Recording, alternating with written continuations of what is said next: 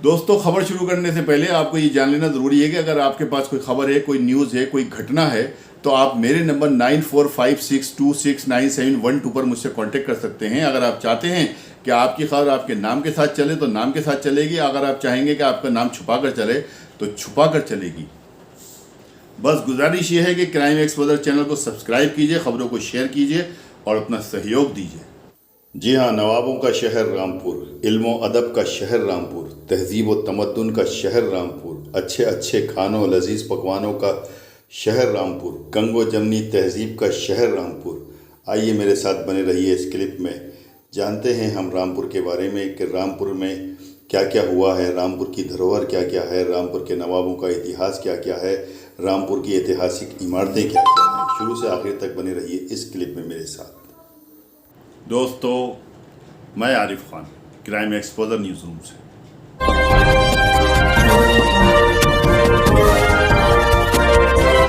वैसे तो रामपुर का नाम पूरी दुनिया में इसलिए मशहूर है कि रामपुरी चाकू मशहूर है, लेकिन इसके अलावा एक दूसरी सबसे बड़ी सच्चाई यह है कि रामपुर नवाबों की रियासत रहा है, मजबूत रियासत रहा है। कहते हैं कि निज़ाम हैदराबाद अवध के नवाबों के बाद, भोपाल की रियासत के बाद में जो नंबर आता था तो रामपुर रियासत का नंबर आता था। रामपुर के नवाब जो थे मलका विक्टोरिया के बेटे बनाए हुए थे और इन्हें बहुत सी इज्जतें और बहुत से मामलात इनके ऐसे थे जो इन्हें ब्रिटिश सरकार से मिले हुए थे। ब्रिटिश शासनकाल में भी नवाबों की बहुत ज़बरदस्त पकड़ थी, रामपुर के नवाबों की ज़बरदस्त पकड़ थी। ये कहते हैं और ये सच्चाई भी है कि नवाब हामिद अली ख़ां को मलका विक्टोरिया ने अपना बेटा बनाया हुआ था। यानी ब्रिटिश शासनकाल में जिस वक्त उसका सूर्यास्त नहीं होता था, अगर वो किसी स्टेट के नवाब को अगर अपना बेटा बना रही है और जैसा कोई उनके साथ में व्यवहार कर रही है तो ये उसके लिए बहुत बड़े एहसास की बात है। दोस्तों, इस वीडियो में मैं आपको रामपुर का इतिहास और यहाँ के पहले शासक नवाब फैजुल्ला खां के बारे में कुछ बताने जा रहा हूँ। आपको ऐसी मैं इसमें जानकारियाँ दूंगा जो आपके बहुत काम की जानकारियाँ होंगी, लेकिन उसको शुरू से आखिर तक देखने में ही आपका मज़ा है। अगर शुरू से आखिर तक नहीं देखेंगे, बीच में ब्रेक कर देंगे, तो फिर आपका मज़ा इसमें ख़त्म होगा। ये जानकारियाँ ऐसी हैं जैसे कि बहुत से लोगों को तो मालूमात हैं, लेकिन बहुत ज़्यादा लोगों को मालूम नहीं है। हमारे नौजवान साथियों को मालूम नहीं है, हमारे बच्चों को मालूमात नहीं है कि रामपुर किस प्रकार की स्टेट था, किस प्रकार की रियासत था, यहाँ के नवाबों की कार्यप्रणाली, कार्यशैली किस तरह से रही है। इसलिए उनके लिए भी ये जानना ज़रूरी है। जो मेरे शहर के लोग हैं, मेरे शहर के नौजवान हैं, उनके लिए तो इसलिए भी जानना ज़रूरी है कि ये उनकी विरासत है, लेकिन इसके अलावा भी तमाम दुनिया के उन लोगों को भी, नौजवानों को भी जानना ज़रूरी है। हिंदुस्तान के उन नौजवानों को भी जानना ज़रूरी है जो पढ़ाई लिखाई की तरफ तवज्जो देते हैं और इतिहास में अपनी रुचि रखते हैं। क्योंकि दोस्तों, आजकल जिस तरह से कंपटीशन है और जिस तरह से सवाल पूछे जाते हैं, तो ऐसे सवाल पूछ लिए जाते हैं जहाँ से आदमी इमेजिन नहीं कर सकता। अगर मान लीजिए आप केबीसी में बैठे हैं और वहाँ पे पूछ लें, अमिताभ साहब पूछ लें, बताइए रामपुर के पहले शासक का क्या नाम था, तो जिसको मालूम होगा वही तो जवाब देगा उसका। या किसी IAS या किसी और बड़े कंपटीशन के अंदर में कोई इस प्रकार से जुड़ा हुआ सवाल आ जाए जो रामपुर की रियासत से मुतालिक रहा हो, क्योंकि रामपुर की रियासत का हिस्ट्री में तो नाम है यहाँ पर। तो इसलिए मैं आपसे गुजारिश करूँगा कि शुरू से लेकर आखिर तक इस वीडियो में बने रहिए, ताकि आपको यहाँ की भूगोलिक, यहाँ का इतिहास, यहाँ के आसपास की पूरी जानकारी मिले, यहाँ के नवाबों के बारे में पूरी जानकारी मिले। आज मैं इसमें पहले नवाब के बारे में आपको बताने जा रहा हूँ। अगर ये वीडियो आपको पसंद आएगी तो मैं आगे और नवाबों का भी आपको जिक्र करूँगा, क्योंकि रामपुर के 10 नवाबी शासक गुजरे हैं। सबसे पहले नवाब का नाम था नवाब फैजुल्ला खां। जब मुग़ल सम्राट औरंगज़ेब के इंतकाल के बाद राजनीतिक दृष्टिकोण से हिंदुस्तान की सियासत का शिराज़ा बिखरा, तो उस वक़्त सभी लोगों ने अपने अपने हिसाब से अपनी अपनी रियासतों का गठन किया और अपने अपने एक राज्य बना लिए। उसी में जो मुग़ल फ़ौज के अंदर जो अफ़गानी जो लोग वहाँ पे सिपाही मौजूद थे, उन्हें तोहफे के तौर पे ज़मीनें दी गई थी, गांव दिए गए थे। उन लोगों ने भी अपनी अपनी छोटी छोटी रियासतें, छोटे छोटे उन्होंने जागीरें बना ली थी। इसी तरह से जो मुग़लों की फ़ौज में जो रोहेला सरदार थे, ये रोहेला का मतलब ये है, अफ़गानिस्तान में एक जगह है रोह, जो लोग वहाँ से आए हुए थे तो उनको रोह से रोहेला फिर कहने लगे, और रोहेला सरदार या रोहेला पठान उनको कहने लगे।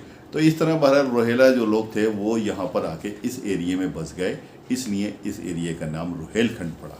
ये बात भी समझना ज़रूरी है कि रोहेलों की और मराठों की जंग हो चुकी थी, और एक बार रोहेलों ने मराठों को बहुत बुरी तरह से हराया था, उनको मारा था, उनका कत्लेआम किया था। तब कोई एक उस समय 18 साल का मराठों का एक बच्चा बच गया था, जो आगे चल के बहुत बड़ा फौज का अफसर बना था और जिसने बाकायदा फौज गठन करने के बाद में रोहेलों की से लड़ाई लड़ी थी और उनको समझ लीजिए बुरी तरह से उसने बदला लिया था। इस तरह से जब मराठों की ताकत बढ़ती गई और रोहेलों के ऊपर हावी होते चले गए तो रोहेला सरदार अवध पहुँचे। अवध के नवाब से जाके उन्होंने मदद मांगी कि मराठों के खिलाफ लड़ने के लिए। अवध के नवाबों ने उस समय के जो अंग्रेज़ थे यहाँ पर, जो ईस्ट इंडिया कंपनी के अंग्रेज़ जो शासन कर रहे थे, अंग्रेज़ों से कांटेक्ट किया और अपने साथ लेकर के उन्होंने मराठों से मुकाबला करने की तैयारी की। लेकिन कहते हैं कि वो जंग नहीं हुई, आपस में बैठ के बातचीत हो गई और सुलह समझौते से काम हो गया और मराठे जो थे वापस अपनी जगह चले गए। उन्होंने कोई लड़ाई नहीं लड़ी।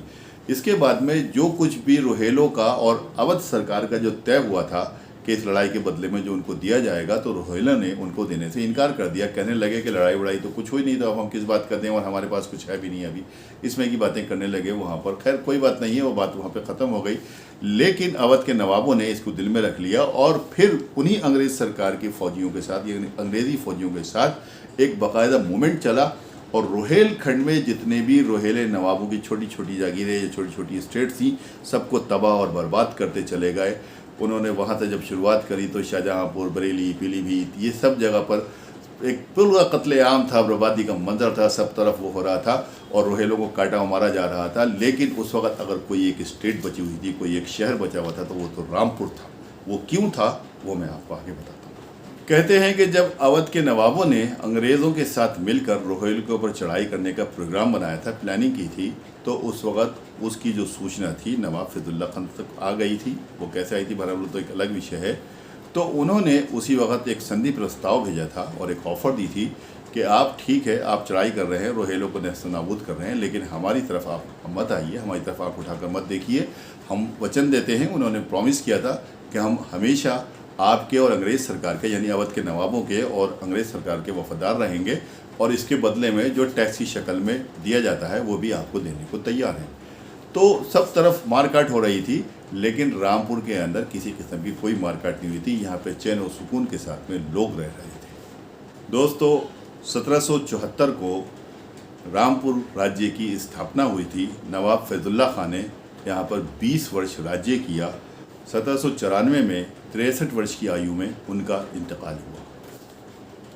नवाब फैजुल्ला खान का मज़ार डिग्री कॉलेज रोड के पीछे, जैसे कहते हैं जहाँ पे तूती वाला मकबरा है, तूती वाले मकबरे के बराबर में है। ये देखिए मैं आपको दिखाता हूँ, नवाब फैजुल्ला खान का ये मज़ार है। आज बुरी हालत में है, जर्जर हालत में है, शिकस्ता है। ये रामपुर के पहले नवाब का है, जबकि यहाँ की सरकार को चाहिए या कम से कम उनके जो अभी परिजन उनके मौजूद है वो चाहिए कि इसकी मेंटेनेंस के लिए कोई इंतज़ाम करें। दोस्तों, जब नवाब फैजुल्ला खान का जिक्र चला है तो उनके बारे में थोड़ी बहुत जानकारी और देना आपको ज़रूरी है कि नवाब फैजुल्ला खान उस ज़माने में नवाब हुए थे। ज़रा इमेजिन कीजिए, अब से कितने 300-400 साल पहले की बात हो गई, लेकिन उस ज़माने में भी उन्हें पढ़ाई लिखाई का बड़ा शौक़ था। उन्होंने इसी के मद्देनज़र दुनिया की बेशकीमती किताबों को इकट्ठा करना शुरू किया था और आज जो रामपुर शहर की एक मशहूर विश्व प्रसिद्ध रज़ा लाइब्रेरी है, हमें लगता है कि ये उस वक्त उन्हीं की सोच, उन्हीं की जो देन है, उन्हीं की सोच की ये उनकी जो है शुरुआत थी कि उन्होंने तमाम दुनिया की बेशकीमती किताबों को इकट्ठा करके एक छोटा सा कुतुब खाने की शक्ल दी थी और उन्हें किताबों को इकट्ठा किया था, जिसे उनके वंशजों ने उसको आगे बढ़ाया, जो आज रज़ा लाइब्रेरी की शक्ल में यहाँ पर मौजूद है। और रज़ा लाइब्रेरी आप जानते हैं कि जिस बिल्डिंग में हामिद मंजिल में स्थित है, कितनी खूबसूरत बिल्डिंग है, जिसे रामपुर का ज्वेल एंड क्राउन कहा जा सकता है। दोस्तों, यहाँ ये भी बताता चलूँ कि फैजुल्ला खान के शासनकाल में रामपुर का नाम मुस्तफ़ाबाद भी रखा गया था, लेकिन वो कागज़ों तक सीमित रहा, किसी की ज़बान पर ही चढ़ा, बहरहाल रामपुर ही रहा। और रामपुर, जिस वक्त रामपुर की स्थापना हुई थी तब से लेकर अब तक गंगो जमनी तहज़ीब का मरकज़ है। यहाँ के हिंदू और मुस्लिम जितने प्यार से रहते हैं, उसे पूरी दुनिया के लिए वो एक मिसाल है। और जहाँ सांप्रदायिक दंगे होते हैं, उन लोगों को सबक सीखना चाहिए, यहाँ से देख के सबक लेना चाहिए कि यहाँ के हिंदू, मुस्लिम और सब लोग आपस में कितनी प्यार और मोहब्बत से रहते हैं। दोस्तों, आज तक रामपुर के अंदर कभी कोई सांप्रदायिक दंगा नहीं हुआ, किसी प्रकार की कोई ऐसी घटना नहीं हुई जिससे कि एक दूसरे को कोई शिकायत हो। रामपुर क्षेत्र में लगभग 23 लाख से ज़्यादा की आबादी है और इसमें 51% मुस्लिम है, 49% में अन्य सब हैं। इसके बावजूद यहाँ पे जिस तरह से लोगों का प्यार और मोहब्बत है, वो वाकई में एक मिसाल है। दोस्तों, मैंने अपने चैनल क्राइम एक्सपोजर में रामपुर की तारीख़ यानी इतिहास को लेकर पहली बार कुछ बनाया है, कुछ दिखाया है आपको, ये पहले नवाब और कुछ यहाँ की भौगोलिक और ऐतिहासिक कुछ घटनाओं पर आधारित कुछ बातें थी जो मैंने आपको बताई हैं यहाँ पर। लेकिन यहाँ पर अभी बहुत सी ऐसी रोमांचक घटनाओं पर किस्से बाकी हैं, यहाँ पे बहुत से ऐसी रोमांचक बातें बाकी हैं, क्योंकि रामपुर के नवाब जो थे वो पूरी दुनिया में मशहूर हुआ करते थे और उनके जो उसके ज़माने के जो किस्से हैं वो सब अलग अलग हैं। अगर आप चाहते हैं कि मैं उन बाकी नवाबों के भी किस्से आपको सुनाऊँ और इसी तरह से जानकारियाँ लेकर आपके सामने आऊँ, तो आप मेरे चैनल को लाइक कीजिए, शेयर कीजिए, इस वीडियो को आगे बढ़ाइए और सब्सक्राइब ज़रूर कीजिए ताकि डायरेक्ट नोटिफिकेशंस आप तक पहुँचते रहें। दोस्तों, कमेंट सेक्शन में जाकर कमेंट ज़रूर कीजिए, टिप्पणी ज़रूर कीजिए कि वीडियो आपको कैसी लगी, अच्छी लगी हो या बुरी लगी हो, एक अलग बात है, लेकिन जैसी भी लगी हो उसके बारे में आपको ज़रूर कमेंट्स करना है।